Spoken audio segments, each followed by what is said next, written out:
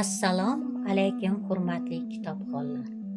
Adiblar hayoti va ijodi bilan tanishamiz loyihamizda O'zbekiston xalq yozuvchisi O'lmas Umarbekov hayoti va ijodi bilan tanishamiz. 20-asr o'zbek adabiyotining taniqli namoyandalaridan biri, yozuvchi, dramaturg va ssenarist O'lmas Umarbekov 1934-yil 25-yanvarda Toshkent shahrida tug'ilgan.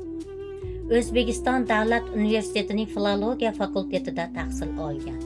U ish faoliyatini Respublika radio va televideniya tizimida muharrir sifatida boshladi va keyinchalik katta rahbarlik vazifalarida xizmat qilgan.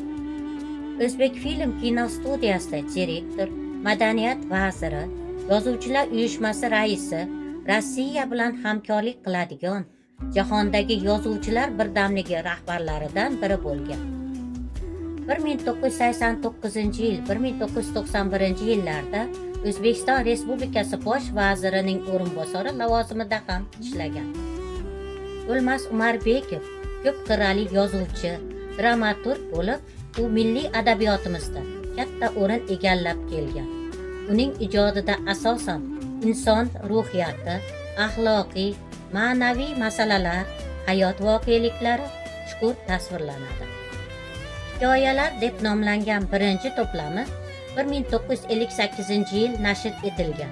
Eng mashhur asarlaridan Xatingni kutaman, Yurak so'zlari, Odam bo'lish qiyin, Yulduzlar, Qiyomat qarz, Yoz yomg'iri asarlari katta qiziqish bilan o'qiladi.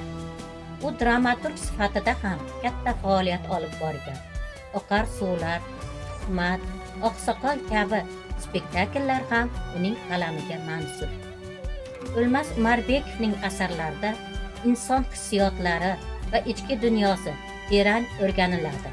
Insonning dil harakatlari badiiy shaklda aniq aks ettiriladi.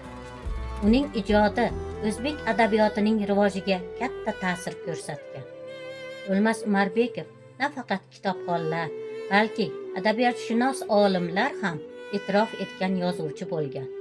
Uning asarlari har doim adabiyotdoshlar va talabalar tomonidan o'rganilib kelinmoqda.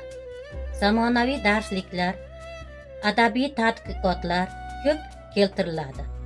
O'lmas Umarbekov 1984-yil O'zbekistonda xizmat ko'rsatgan san'at arbobi, 1992-yil esa O'zbekiston xalq yozuvchisi unvonlari bilan taqdirlangan.